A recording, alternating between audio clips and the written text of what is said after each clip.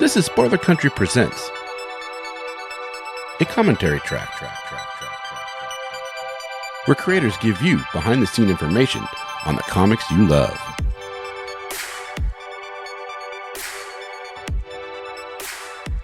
All right, welcome back to Spoiler Country. I'm Kenric, and that is Mr. Horsley.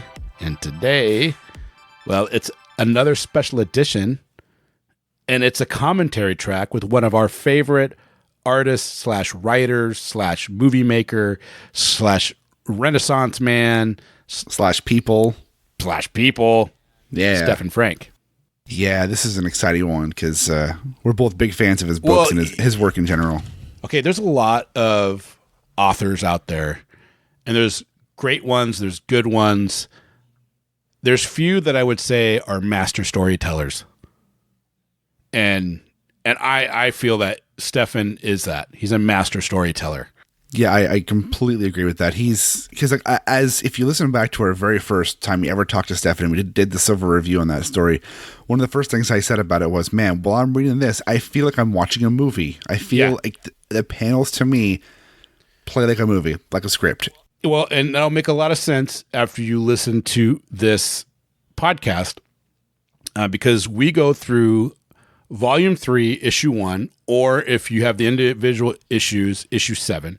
Right. And I would highly recommend anybody who's listening to this to go down to your local comic book shop, your LCS, and see if they have the trade paperbacks for silver. And read those and get into it because they're amazing. And then come back and listen to this. Or you can just listen to this. That's fine. If you can't get it at your LCS, you can go to darkplanet.com and you can order all this stuff. Yeah, you definitely, even if you don't want to listen to this, and if you are, great, you should definitely pick it up because it's worth reading, 100%.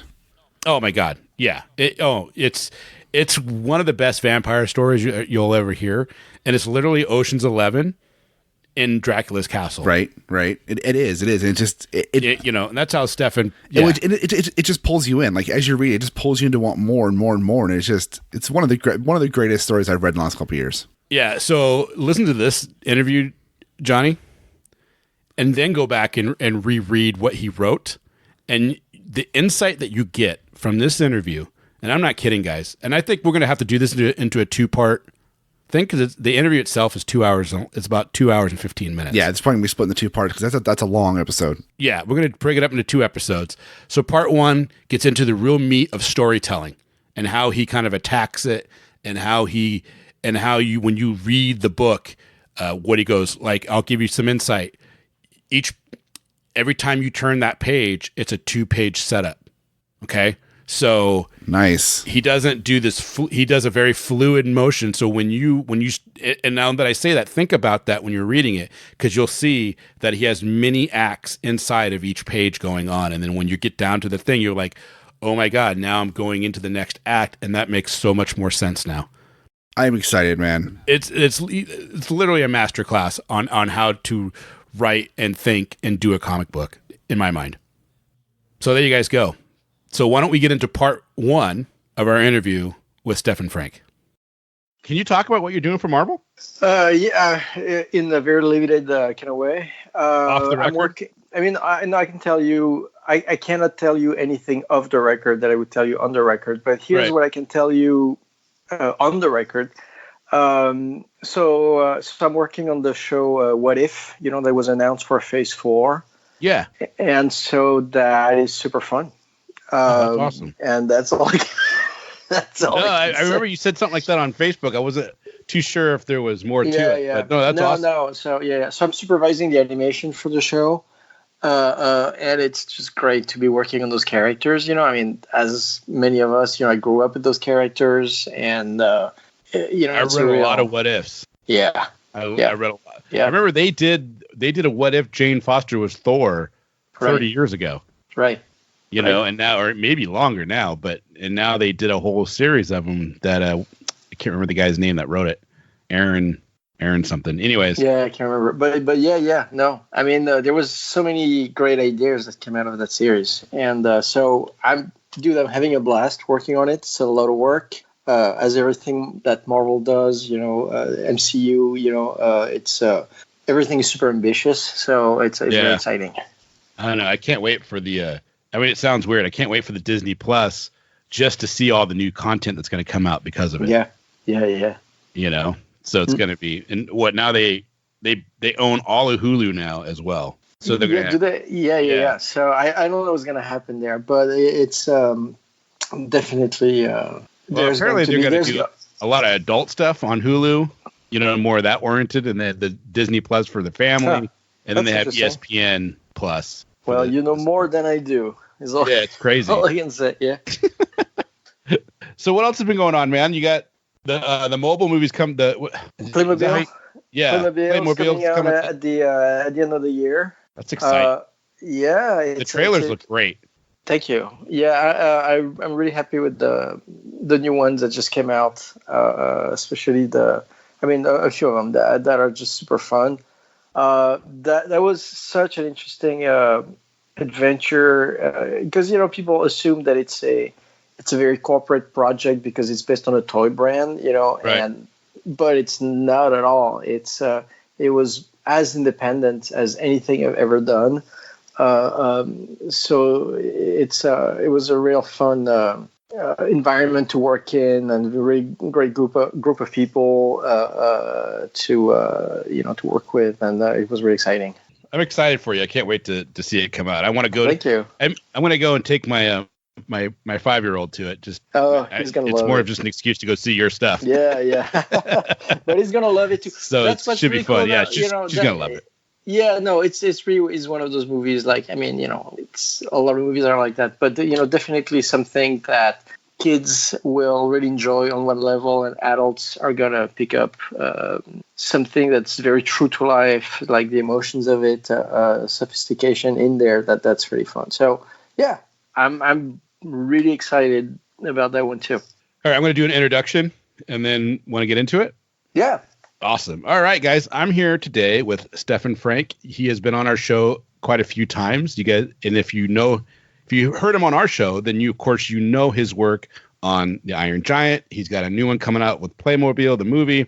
But one of his passions is and always probably will be comic books. And he's done an amazing one called Silver that's been out for quite a few years. And you'll see Stephan at all the cons hawking his wares on Silver. And he's got 4 volumes. And I don't want to give any of the actual story away, because if you haven't actually read it, you're in for a unique and fun ride, all based and all in the realm of Dracula. But that's as much as we're going to do. What we're going to do today, though, is you're going to get a very much of an inside look on Volume 3 of the trade paperback, Issue 1 or Issue 7, if you're doing the individual comic books. And I would really suggest that if you're coming into this today and you haven't read it, to go in, read those, and then come back and listen to this, because you'll get some amazing insights of how Issue 7 came about and where we went. And we're going to really take this like a DVD commentary track, and Stephan and I are going to go through the book page by page. Stephan, thanks for coming. Oh, it's my pleasure. Thanks for having me. Yeah, no, this is a lot of fun for me, because I always think of Stephan Franck as a master storyteller. And I was lucky enough to go to San Diego Comic-Con. God, it was 2 years now. And you were the first guy I saw. I've said this story a million times. You're the first vendor I saw, and I spent almost all my money that I was going to spend that weekend.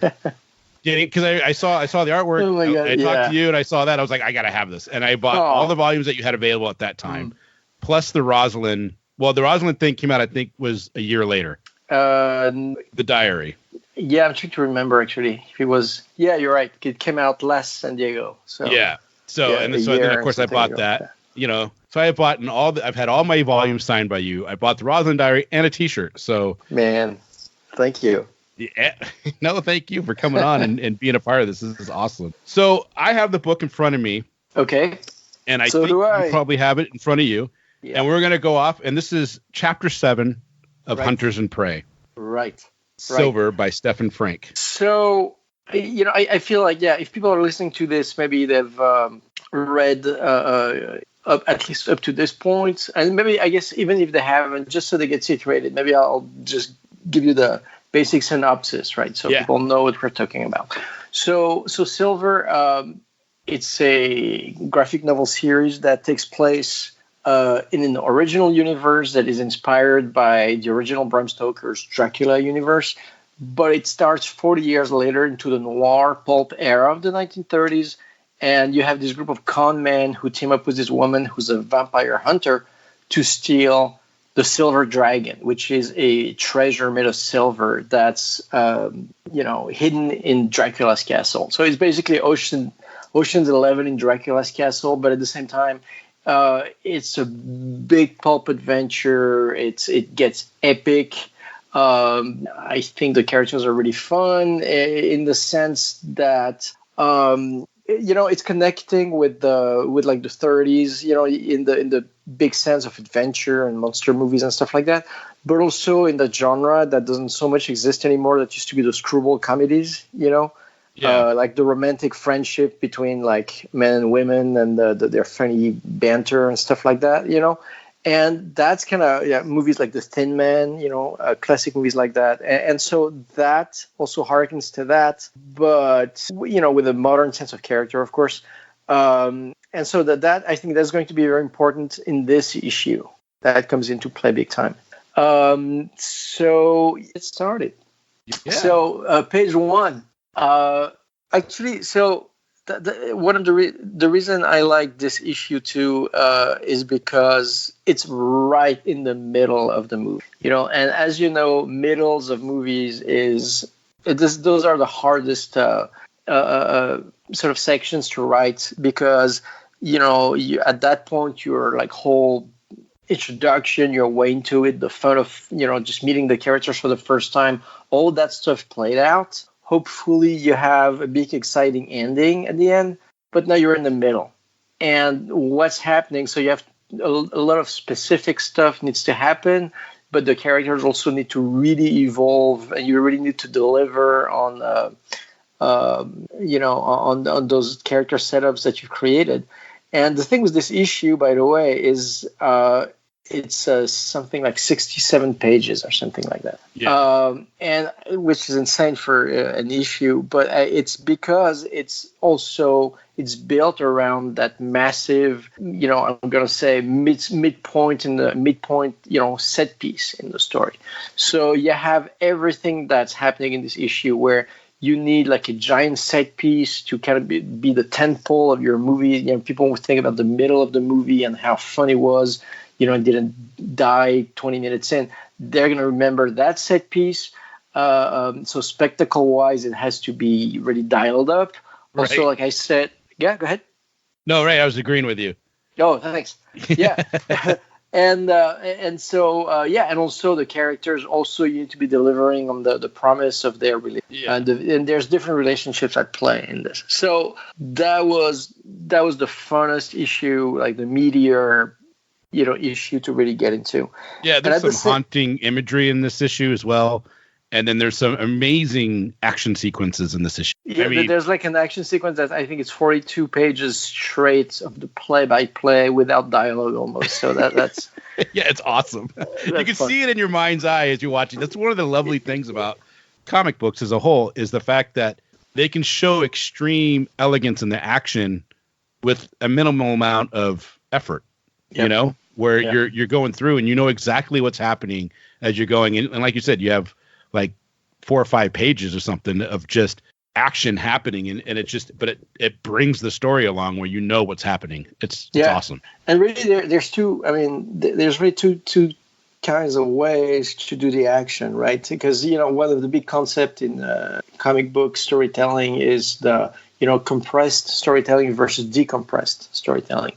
And the idea being that, in the old days, people like Kirby could do like a giant, cosmic epic in 18 pages and 18, like 1/8. And you're like, what? And that's barely an issue, and yet it was this gigantic story. And, because everything was very compressed, the imagery was not really following hardly the play-by-play of the action, but more like presenting concept and twists one after the other. And of course there was a lot of words to kind of bridge the gaps and stuff like that. But then in the 80s, when the graphic novels of the 80s and stuff like that, they started to decompress storytelling, where you actually get to follow the play-by-play of things, like, oh, he's holding the gun, she's losing the gun, like as you're watching a game, and so you're involved in the specifics of the action. And so, of course, knowing when to compress and where to decompress is really about where you are in the story and what type of sequence you're doing. So this is the big action set piece in the middle of the story, so everything is decompressed to the max. So you're literally following every play in the game, and so that's why it's 67 pages. Yeah, and we open up with two characters, right, in coffins, right, having a conversation. Yep. And so what's going on here? Well, so one of the main two characters in the story, are Finnegan, who's this master con man, like no attachments, no, just and through the course of this adventure, like one of it's the long con, right? So you need all sorts of players on your team, and so he's got this one kid who has a special gift that I'm not going to talk about. Maybe I will later. I don't know if I should or not. This might fall into spoiler, but again, I'm assuming people have read the series. So, anyways, so they're having this. Really, what's happening here is little by little. Obviously, he becomes a surrogate father to the kid, which is the last thing he wants to do, and this the last thing he thinks he's able to do. So the episode starts with this conversation between the two, and so as it was written, it was just like 3 pages of dialogue, and so comics, just like movies, are a visual medium. So I'm looking at my own script, and it's 3 pages of dialogue, and the dialogue does everything it needs to do. And of course, you can act it out. But I'm like, but how can I make this visually weird and unique? Yeah, and because there's a lot of great camera angles. I don't know how else to put it. Oh, thank you. Yeah. So like the idea, because they're at that point, they're passing themselves for vampires, and they're in Dracula's prison on purpose because that's part of the con. Yeah. And so I was like, you know what? They're in coffins, and they're talking coffins to coffins, and you're seeing 2 coffins talking to each other, basically, and one is small, kind of child size, which is always a very eerie thing to, even though you don't think about it when you see this, it has a like, wait, is this a small coffin? So. But of course, you see dialogue coming out of it, so no one's dead. But it has powers in it. Well, even though these two are by this point in the story, they've known each other long enough, but they're not. It's not like it's years later. It's weeks later. Yeah. And the boy is very much looking at Finnegan as a father figure. Yeah. And he's having a very hard emotional time, and that's what I think we can leave it at that. And they're having a very intimate father-son style conversation, and somebody's worried that they're not going to be there for for forever, and so it's very poignant when you go through it, because Finnegan comes across, he acts like he doesn't care about nothing, that it's all about the con, but you could tell there's a twinkle in his eye that he does care about everybody that's on his team, and it's beautifully done. And you see them walking through, or opening up the coffins and going through each side, and you're doing the camera angle where you're coming across the right side of the shoulder from inside the coffin on page 2, and you can see him, talking to the other coffin as he's going, having that conversation. And then of course on page 3, actually getting up, and the child, I don't know if you want to say, being embarrassed by how the conversation's going and what's going on, slamming his coffin shut again. Yeah, I think he's emotionally, he's upset. So he kind of, it's just like, I don't want to deal with this, Yeah. And it's, it's fear. And the thing is that, well, I guess we should be a little bit more specific, otherwise it's not going to make any sense to people. But so,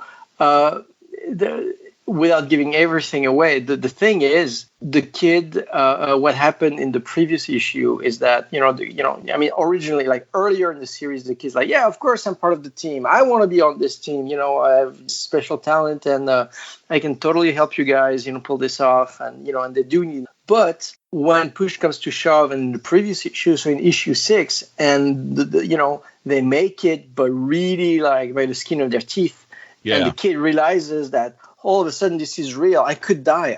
I don't want to die. I'm just a kid. I don't want to die, right? So now they're in this cell together. They're bonding together. He's becoming more and more of a father, as you said, caring for the kid now. As much as he says he doesn't, he does. Right. But yet he has to send the kid over to perform the next part of the plan, which is to go on his own, appear in front of Rashkash, who's like Dracula's, number one, go-to guy, and so, and how do you, so he needs to build the kid up enough so the kid can actually go do this mission and survive it. Right. Have the bravery to actually pull it off. Yeah. Yeah. Yeah. It's awesome. Thank you. I don't want to sound like a fanboy, but I'm a total fanboy when it comes to reading through this.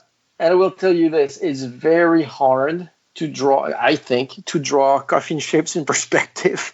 Yeah. So believe it or not, I built little coffins at the right size, like with construction paper, and I put them on my desk. Oh, and cool. And I took pictures of the right angles and stuff like that. And then I took pictures of my iPhone, and by mistake I sent one of those pictures to a friend of mine. He was like, "Oh, can you send me a picture of blah blah blah?" And by mistake I sent him the picture of the coffin, and he goes like, "I received pictures of coffins from you. Is this a threat? Is this what is going on?" Yeah. So there you go. That's cool. So, but you were able to use the coffins to create that sight angle. So you're like, okay, this is the perspective that I want to have from, and then be able to draw through that. Yeah, exactly. That's awesome. And then you can build a perspective around it, but at least they're the right size. They're the right, I could have built everything from scratch, but it would have been like a pain. Yeah, sometimes it's a lot easier to build little, maquettes and just take pictures and just as a starting point, Yeah, and then we get into page 4 and page 5. They're out of the coffins, and they have a very poignant conversation about he's born a grifter, and that's Finnegan giving him the confidence and building him up to feel like I can do this. Yeah, you're a born grifter. You can take any. Yeah. Does he believe that? Does he fully understand that? Probably not. But he tells the kid, and the kid has proven himself as quite the grifter. But is it too big a job for the shoulders of a kid to be carrying? That's the issue. Is the kid going to fold? Right. So right, and he's imagining Finnegan in the future as well on page 4, alone. Well, eating out all of a right. can. So I'm going to give up the thing here, right? So if you've read this if you've read the series, you know that the reason the kid's on the team is because he has this gift of second sight and he can see the future for certain things, right. Except he can't see his own. So and there's a point earlier in the story where he tells Finn, "Hey, it's weird because after this job, I can't see your future anymore. Past this job." And Finn is like, "Well, what does that mean?" And the kid is like, "Well, basically either one of two things, which is either I can't see your future because now you're part of my life. You basically become my father. Yeah. And Finn is like, yeah, that's not happening. Except that the other option is like, I'm not seeing your future because you don't have a future at all. Right. And so Finn is like, dude, let's pretend you never said that. And that's in the previous issue. But now they had their brush with death. The kid is about to go on this really dangerous part of the mission, and now he can see Finn's future, who's all sad and depressed in the future, which means that maybe he's the one who doesn't have a future anymore. And so Finn has to talk him off the ledge, build him up, and so let's talk, because we're talking about beyond just telling the story, let's talk about the visuals and stuff like that. Yeah. So those 2 pages, but you should know, I always work in double page. Not that every image is double page, but I always want to see what other page one page is playing off of. So here's interesting because I think it's which one is it? Is this 4? Oh, I lost count. 1, 2, 3, 4 is this one full page where which is doing something. And the contrast is very whited out, I guess you could say. Yeah. To give it that more of a memory look or more of a ethereal kind of look. Yeah. Mm-hmm. Yeah. So I wanted to do like a Steranko kind of feel, playing with the negative space of the page, and it plays against the reality of which image is real, which one is not. Honestly, Stephan, this is one of my favorite pages, and it's not because it's the simplicity of it, but it's because it was the 4th or 5th time looking at that page in detail that I realized that the whole negative space below is the boy talking. Yeah. And then it was like, oh my God, to me, I was blown away at that point. I was like, that is genius, because you're looking at that and it looks, and you have a feeling like you can tell that this is to me, you can take it either way. It's a memory, or it's in it's what the boy is thinking. Yeah. What he is seeing, and you're seeing Finnegan eating out of a can, and you could tell that he's lonely, and he's reading a paper by himself, and he's got a bottle of whiskey, and you can see this is a lonely, dejected man sitting alone in an apartment with the window, not knowing what's going on and just living day to day. But then when you really look at it, there's so much more going on. And because at the first, when I read, and I'm pretty sure it's me, the first 3 times I read that, I thought it was Finnegan saying that. And then when I go back, I was like, oh my God, that's the boy. And then it hit me what was going on even more. Yeah. And I thought it was awesome. Oh, thank you. Yeah, I was trying to do a little bit of a somewhere between Steranko, Steve Ditko, kind of Doctor Strange, kind of, those reality bending those early Nick Furies. Yeah, exactly. Yeah. Late 60s kind of stuff, It's it really is good. It's great. It was the eye that caught me. Yeah. Then it brought it all. I was like, oh my God, there's so much more in this picture than what you can't look at it for 2 seconds and then move on to the next box. You'll miss everything that page is giving you. Yeah. So, and then in contrast, the page in front of it, right on the right side is a 9 panel grid. And so what's really interesting is you have 2 characters talking, and the thing that I hate on pages is visual repetition, where it seems like it's the same head over and over, maybe a little bit bigger, maybe a little bit smaller. So here I'm trying all sorts of angles. Of course, I'm trying them not to be gratuitous, and to really each angle to be, what the moment's about, trying to really get close. When Finn says, dude, you're sharp, you can take anyone. And then he repeats it, you hear me? Anyone. And for anyone, I'm just getting just closer a little bit. So I'm just trying for the reader to feel the emotion. And as you've said, I come from film, and so where it's nothing's orthographic. It's just where in other words, the lens, the camera, the weight of the lens on the characters and the way it connects with the subject in itself is. It's the eye of the audience. But literally in terms of in which manner do they participate in this moment? Is it are they outside looking in? Are they close, but, are judging, or are they one with the character? All that stuff I'm trying to get from the way this is shot. Yeah, the art itself and the angles that you chose, and how the close-ups, like you're just talking about, how you try to do different angles.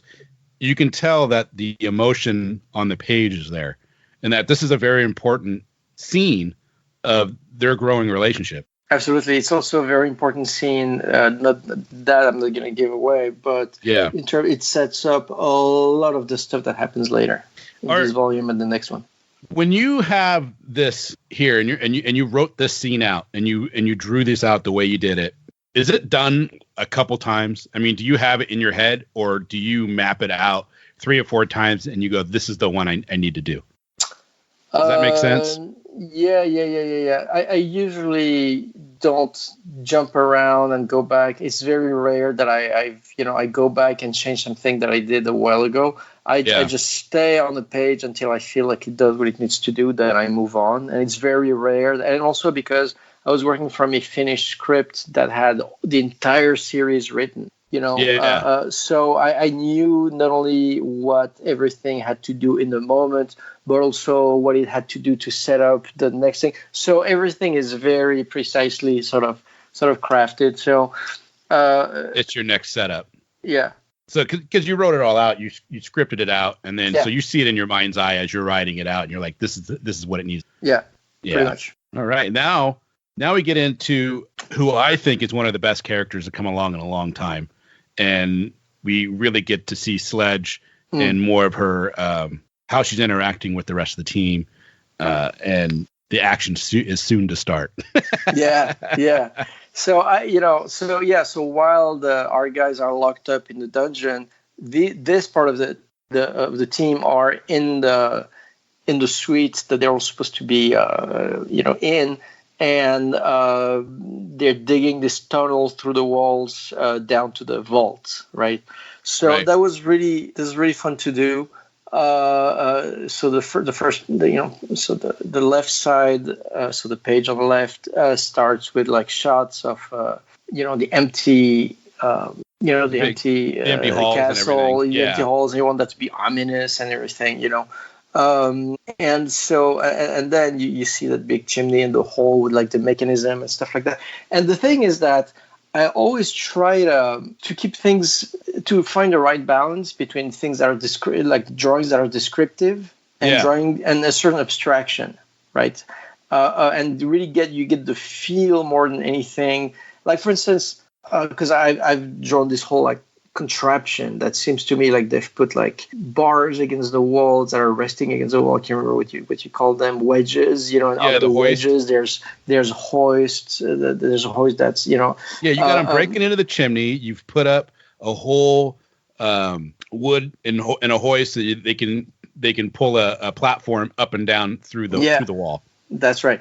And so what I try to do is to design this stuff and render it in a way that is simple, that doesn't get lost into the details, but that really makes you feel like how heavy that thing is and what kind of technology you're talking about. And because sometimes people can get lost in drawing every link in the chain, and yet the chain doesn't feel like a chain. Or you can make it a simple shape and it feels like a heavy chain. So it's really about shapes. It's all about shapes. When you say that it's about the shape and the getting lost in the chain, it was the first time I saw the spaghetti webbing, and Todd McFarlane popularized spaghetti webbing with Spider-Man, but it wasn't Todd McFarlane that originally did it. It was originally on a poster that he saw. Then I can't remember the name of the artist that actually did it first, but it is, but it's not Todd McFarlane. Yeah. And he's one of the first ones to admit that. Anyways, but when I saw that, it blew me away. I'm like, how did they not do this webbing like that? But now, being older, I go back and I look at some of those John Romita's. Mm-hmm. They didn't need to do that. Mm-hmm. It looked so good, just what they did and the straight lines that they used. And it was so simple but elegant. But the rest of it was so well crafted. You didn't sit there and just look at the spaghetti webbing. Well, what's interesting that you just brought up Todd McFarlane. You say Farlane? Yeah. Is it?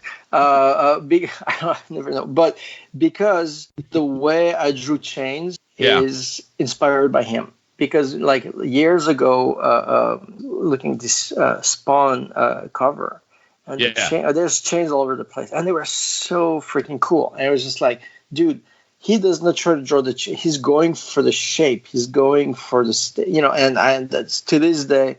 I draw all my chains, and God knows I draw a lot of chains. The way McFarlane does, I just awesome. Think he has a fun way to approach design. So yeah, I mean, it's a different style. It's a lot more rendered and all that stuff. But that's funny. You should bring him up because he's an inspiration for me for a certain design elements that I think he does that are very just exciting. Yeah, that's awesome. I mean, if you're going to be influenced, there's not very much better than Todd McFarlane, right? Yeah, no. his And year, which his year is two weird. stuff was amazing on Batman Year Two. Oh, looks so good. And yeah, and what's funny is if you look at my stuff, you could say it couldn't be any more different from what he does, because Right. I do very minimal line work. I mean, like I try to, when I try to write in a way that you can remove one word. When I can't take out any other word from the Yeah. page, then I know I'm done writing. And so it's kind of the same with drawing, which is I'm trying to do it in a way, and I kind of found it later in the series. Like I think by this issue, actually, it's pretty much, because the first issue is still not quite, still has a lot of lines that I think don't necessarily need to be there. But I tried to get it to a point eventually where you can't remove a single line. Every line gives you something that is essential to the story. That's great. Or the feel. When you look at the background that you've created, you have the big halls, you have that sweeping staircase that's going up and to the left and to the right. You have the scaffolding, you have Sledge holding the ropes and everything. Where did your inspiration come up with that background stuff? So there's two things I'm gonna say. The first one is, like, one time I read this. I think if I read it or somebody mentioned it to me, I don't know. Something that Frank Frazetta used to say about his paintings, that in a painting you don't want to dial everything up to 11, but you need one killer detail. I mean, agreed. His entire painting is amazing, but when you really look at it, you see that he keeps it very sort of loose and gestural, and there's this one detail that somehow makes it. You know what I mean? And so when I draw those pages and those things where you're supposed to feel like you're in a castle, or you do want to reach like a specific sort of emotion there, and so I always feel like one panel and sometimes one page, like I feel like each page needs one killer panel, and one panel needs one killer detail. More than that, you're starting to confuse people or lose your point. Right. You can kind of lose them in the detail. Right. So, like, for instance, if you look on the right side, like that little panel, there's like a little silhouette panel where you see Sledge and Mullins. They're sitting on the pile of rubble, and you see that they've built this whole kind of sort of they got scaffolding up and everything. Yeah, scaffoldings, and so it's a very simple image because it's most of it is silhouette. But just going in with the scaffolding and just getting into some specific. So it's just make that, like, the fact that one thing feels real. It makes the whole image. You know what I mean? Yeah. Whereas I could have detailed a bunch of stuff, but it would not help at all. No, it looks great. Yeah, I can see exactly what you're talking about. It just, you feel like you're in there, and that it's in a very small picture, it sets up the grand scale of what they're actually doing and where they're at. Yeah. Yeah, because that scaffolding's huge. Yes, and you know what? You're absolutely right. Scale is a key element that, and that's what I always ask myself, what is this panel about? You know what I mean? Yeah. And sometimes it's about the character, sometimes it's about the character scale in that environment, and so you need to be very clear on what it's about, and just go to the one detail that sells that one point you're trying to make. When I read through this pages, we're on page 6 and 7, and when I read through this, I take this as Sledge still deciding if she's believes in who Finnegan is, and she's asking, and and Mullins is telling her things, and she's still making that decision. That's how I think it. Yeah, exactly. And I think she's because she has an agenda, as we're about to see. So she's not clean either. And he kind of, and Mullins has been around long enough to know that she's not, clean either, right? And so he kind of opens up about Finn, and she's kind of, and also, I mean, like we talked about, I think it's one of those screwball comedy moments, right? Which is like, the book never goes to full romance between, and it doesn't go on the page. Like, maybe it's happening, maybe it's not happening. You don't know. It's none of your business, and it's not the point of the story. So, but definitely they're getting involved on, one level or another, right? So she's trying to kind of gauge. So what's this guy about? That's just I just want to know. And this is also a moment. This is the first moment that really humanizes her, because everything so far with her is bigger than life. You know what I mean? She keeps that up as a shield, but she keeps that up, anyway. And so she kills vampires, does all this shit, you know what I mean? And he kind of calls her out on it on the left side, right? Like it's page 6, I think, where, because she's like, pickaxe, that's a good idea. Maybe I could use that. He's like, take it easy. We know, I'm paraphrasing the dialogue of hers, but basically saying, just take it easy. We know you kill vampires. We got that. Just chill, don't you? Take a load off, have a beer, And relax. So relax. And so she goes with it, and they have this conversation. So she brings up Finn because, like I said, she is getting involved with him on some level, and she kind of wants to know. And then he Mullins is the inside to go like, well, but you're not an open book either, are you? You two have your dark secrets, don't you? And we end on this close-up of her eye kind of looking back and then answering conveniently, drinking probably her, So that last panel, and she's just kind of looking down and to the left, and you can see it in her face. And he's saying we all have our reasons, and then at that point you're like, oh yeah, she's got some ulterior motives going. Yeah, it's great.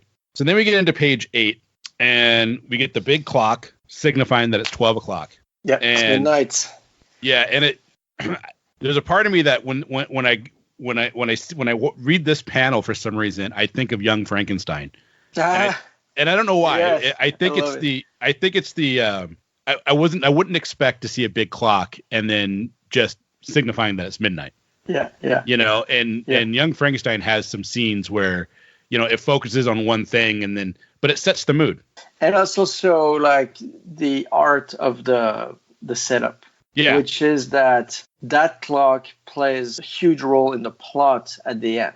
So like the question is, how do you introduce that clock, but in a way that people don't realize, like, oh, clock, better keep an eye on that one, But it's just like, oh, it's midnight. Oh, it's a cool clock, But the point is like, shit, it's midnight, and it feels like it's reached very ceremoniously, So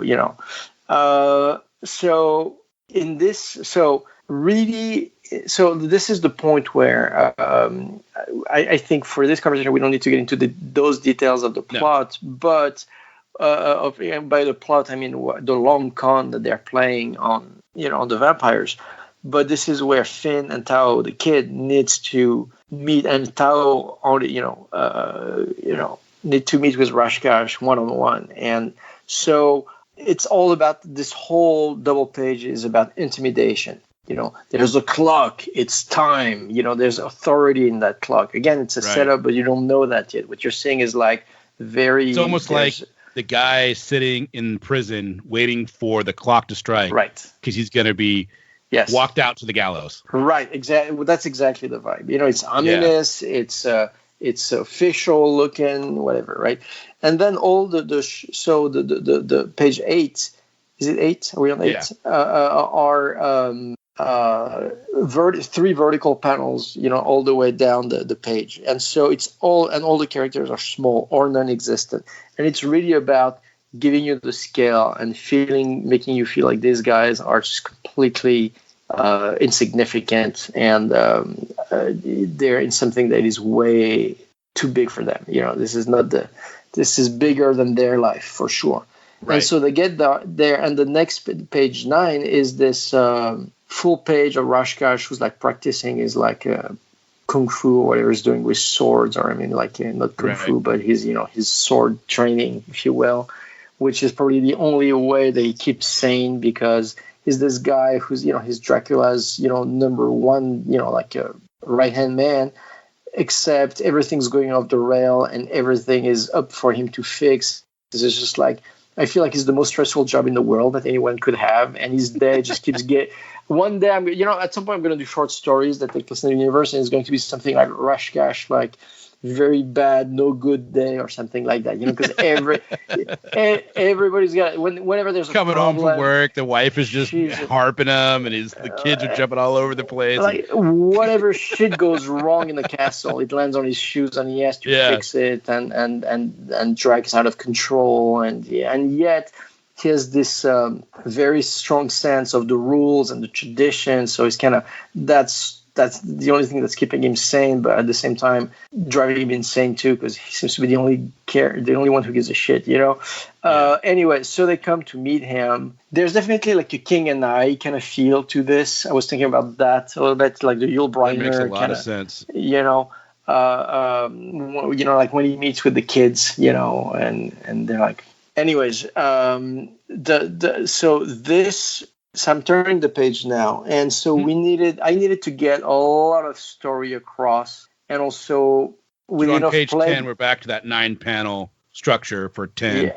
So 9 on this one, and on 11 it's 12.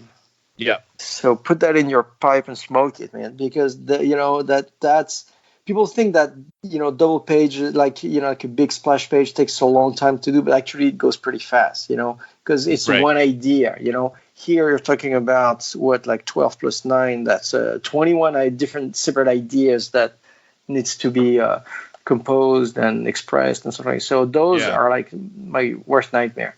So when you have pages like this, was it planned out that way that you wanted to put that much on 2 pages, or does the constraints of how many pages you need to have that issue to be comes into play? So when I'm writing, I'm not writing for book pages. I'm just writing it as a movie script. That's the only way I know how to write. That way I'm not, because I cannot think, I can tell a story visually, I can write a story, but it's hard for me to write panel 3, he goes from A to B. I just don't, my brain doesn't work that way. Right. But what I know is that, so I write the thing, and pacing wise, it works as a written script. And then when I lay out the book, I kind of know how much weight I want to give. Again, that issue is 60 something pages, and we started already with a conversation, and it's cool, and that's why also I was so hell bent on making that first conversation interesting, and I came up with the Coffin's idea. And so now, we have another conversation with, with Sledge, and then now they're coming to talk to Rakshas. And so I was just like, it's my sense of the flow of the book was like, I need to get through that whole beat with one double page, otherwise it's going to start to feel like the stories, the book's not moving fast enough. And then again, my favorite panel on both these pages is a simple panel. It's the 3rd panel on page 11, and it's just Tao by himself and the door slamming behind him. Right. And it's so simple, you know what I mean? And there's not a lot of detail, but it puts the whole perspective of what's happening in that one section. Yeah. Yeah, thank you. Yeah, I'm really trying to block out these scenes as, again, as a movie or as theater, like especially like in a scene like that is very much theater, where there's you can track where the characters are in regards to each other. You can tell their orientation, because it's a big deal that for the first half of the conversation, Rakshas not even looking at him. He's up on his sort of stage doing his sword training, and the kids by the door, the door is just slammed behind him, and he's like tiny against those giant doors. Yeah. And they're having this conversation, and the other guy's facing the other way until he says something, and the guy goes like, "Oh, really?" And now you can, he's coming down towards him. And so, and then we get into close-ups as it's getting close. But I love that. It gives you perspective of what's happening. Yeah, you really like there. There's like in film you would call it beat separation. In the sequence or blocking. You know what I mean? Where it's not just random drawings of people in various talking positions, but there's actually a flow to the the way they exist on that scenic space. That's the thing too. It may be a grid, which means that you never get to see the whole thing. But if you're consistent with how you work with your elements and stuff like that, virtually like the mind of the reader kind of assembles all those things, and it becomes this one virtual space that the character exists in. So as long as you don't deny it by doing something that goes against it, then that space is still there, and you can use it for dramatic storytelling. And you do it great. And then you have your 12 panels on page 11. Yeah. And we realize that Mullins is actually there. And if you're following along, which I hope you are, because I think that's the way to really do this episode, is to follow along as we go through this book, you'll see that Finnegan has been taken away by the guards. Tao's been left alone. And he quickly realized that Mullins is actually one of the guards, where we realize that Mullins is one of the guards. I think Finnegan's always the master manipulator, knows everything that's going on. And they look down. They're on the castle wall, and they look down, and they see those. Now we're getting into probably about my favorite part of the book. Yeah, that's and that's also why I needed to get to the action, and having that grid, it's like you're winding the thing tighter and tighter and tighter, and they see those kind of asshole kind of vampires that I'm kind of playing as sort of degenerates, kind of aristocrats, kind of who are like on horses riding away towards a village, this laughing is into the night, going to the village. Yeah, and then from far away we see Sledge running on the wall, and they're like, oh, "Shit, is that Sledge?" And sure enough, now the action begins. She jumps. 12. Page 12. An unholy leap. I'm like, when I look at that leap, I'm like, oh my God, she's gonna break her legs. Yeah. And of course, she comes down right on a vampire that's on horseback and just annihilates him, because you haven't figured out yet Sledge is a badass. Yeah. And the next panel, she's riding away, and you see like the burned down, like the torched vampire, because the thing is silver, kills vampire. So yep. And like his skull kind of lying across the floor, and she's riding away. Yeah, and page 12 has one of the funniest moments in the book. You see Mullins' eyes go right, and Finnegan's just, well, son of a bitch. And it's a great scene because it just sets the tone for the rest of the book. Yeah. And someone was saying like, so far he's gone without a hitch, but this is not a hitch. It's a full-blown agenda, because clearly she has an agenda.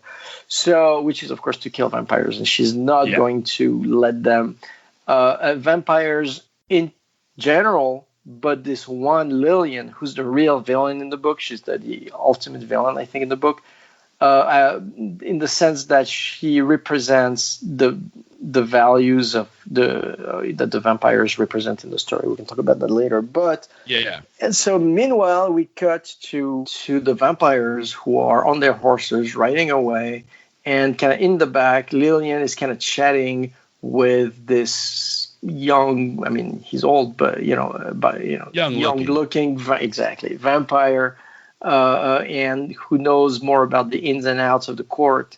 And basically Lillian, she too has an agenda, which is that she wants to marry Dracula because he's supposed to take a new bride, because if you read the book, that he's he's been depressed, and not everyone knows why and stuff like that. And this is when we get into the thing, is that he's no longer Mina Harker, who died years ago, but who he had lost even before that, and he never got over it. So he's now sort of stuck in limbo, like in not knowing who he is or who he should be or what he should lean into, going back towards the nihil. Because the way I'm playing the vampires in this story is they're death. They're the dead who are just masquerading as the living, and they're not able to love, to have like the deeper emotions or anything like that. They only have the base things, and so like that's what she represents. There's a moment, actually might be one of my favorite scenes as far as scene in the book, in the next chapter, which is her moment with Dracula, when she which is going to do like do or die to turn him back towards a very nihilistic thing, or not. So, but anyway, here she's just getting info. They're riding along. So the thing you need to know about this is that I'd never drawn horses before, and I was like, holy shit, there's like a whole chase with horses. What am I going to do? So, and I think you asked me a question earlier that I only half answered, which is that research. Yeah. Like I have, I'm drawing, I draw digitally, so I have my one screen, but I don't draw on the Cintiq. I draw on the flat Wacom tablet. It trips people, and I'm looking at the screen, I'm drawing on the flat tablet, and it trips people out because they're like, how do you know what you're doing and stuff like that? But I was trained as a guitar player, so I play with my right hand fingers, and so I've over the years I know exactly what my right hand is doing. I have a good sense of the geometry of that, so I don't need to look at it to draw. And so I'm just looking at the screen and I'm drawing meanwhile and not looking at my hand. And on the next screen, when I get into something like this, I get a bunch of reference, So, if I'm going to do horses or gallop or whatever, I'm just going to find 1,000 pictures of horses. I'm going to look at all of them. Then I'll whittle it down to like 5 that I think capture the thing. And sometimes I do that for even like an emotion or like the vibe of a character. Like when I started doing the vampires early on as like those kind of, so I did a search not for vampire, because if you do that, what you get is like, Halloween stuff. But I typed, you do Google search like corrupt aristocrats or something like that. And you get some interesting images, and then you put them all on your screen and you keep looking at them, and not one of them is exactly what you're looking for, but they all have something in common that if you can sort of by osmosis sort of catch that vibe, then there you go. All right, we're back. Well, what'd you think? It's every time I talk to him or hear him, I obviously, as you've all heard, I wasn't on this one because I was supposed to be on it with Kenric to talk with Stephan about this and go through the commentary of this issue. Right. But I couldn't make it, unfortunately. But every time I hear him talk about his craft, it makes me want to go create more and like take what I've learned and try to incorporate what I can into what I do, which is it's inspirational, So he's working on something new, right? And so Olive Silver was done on the Wacom. Is it Wacom? Yeah, the Wacom tablets. Yeah, or pads. And the next one, he's doing pencils. Like actual pencils. Oh, yeah, that's cool. Yeah, and I actually had a conversation, and I'll be honest because we're cutting this in. So what you guys hear, the conversation we have might be on part 2, and not to dispel the myth or the mystery around how we do this, but we have a conversation, Johnny, and I think it's important. I know a lot of artists go out there and they use the Wacom tablets and they do everything, and that's great. It looks amazing. But even when I was talking to Stephan, I was like, I know that there's a level of the art and doing it because you want to create. I get it. But at the end of the day, you're building a brand, you're building a business, and don't you miss out on a secondary market by not doing pencils? Right. And he agreed. He was like, yeah, you have to think about that kind of stuff because you're providing for your family and for yourself, and it's a job. It's not 100%. Just a love. It's a job. Right. And so to me, it's like, I love what he's like. It just makes it so easy. It's a very hard thing to let go. Because you've had a hard day and you go through and you mess up on one thing on those pencils, and then all of a sudden you're starting from scratch. Right. Whereas with the computer or the tablets, you can undo. Like I've been doing a lot of coloring and stuff work for the EYNES book on my iPad and iPad Pro, which has been great. But it's all just digital, and I can just do a bunch of stuff, mess up, and go back, no big deal. Yeah, which is nice. But again, there's no traditional work. There's no traditional things that I could then sell at shows. Like I've often wondered, like is with Silver, there's a probably be a huge fan base who would love to buy those original pages. Me Yeah, being I would one of them. imagine so. I would imagine so. But I don't know. We'll see what he's coming up with next, which I'm sure will be amazing. And he does have the Silver story will continue. It'll be a little while before he gets it back into it because he's got this other project that he's working on that he wouldn't talk about. He just said, "Yeah, I'm working on something else." He's always plays everything close to the vest, and of course, you'll hear on there, or you did hear on there that he's working on What If. He's doing some animation stuff with the What If franchise for Marvel for Phase 4. Which is awesome. That's cool. Yeah, so that's going to be amazing. And if you know Stephan Franck, it's going to be animated, and the guy does amazing stuff with animation. So look out for that.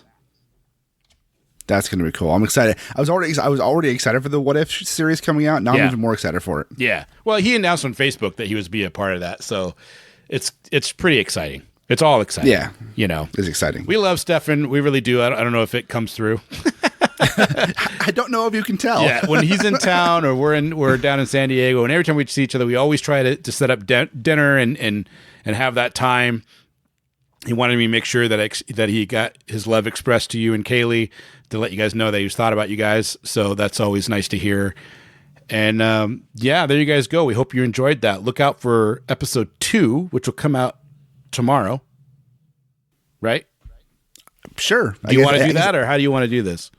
I like him doing back to back because but I'm a binge watcher. I don't like waiting for things. Then tomorrow it is, but we're doing back to back. There you guys go. So tomorrow, look out for track 2. It's going to be amazing. More insight on Silver issue 7, or if you get the trade paperbacks like I did. Of course, I got the slip cover. I got them all signed. I bought the T-shirt. I bought the Rosalind tie. The whole thing. I bought it all. But seriously, follow along if you can go get that, or if you do have it, follow along. It'll be a lot of fun. All right, guys, we're Spoiler Country. We're heard everywhere podcasts are heard. And, of course, we're on all the social medias. And I think we have a voicemail.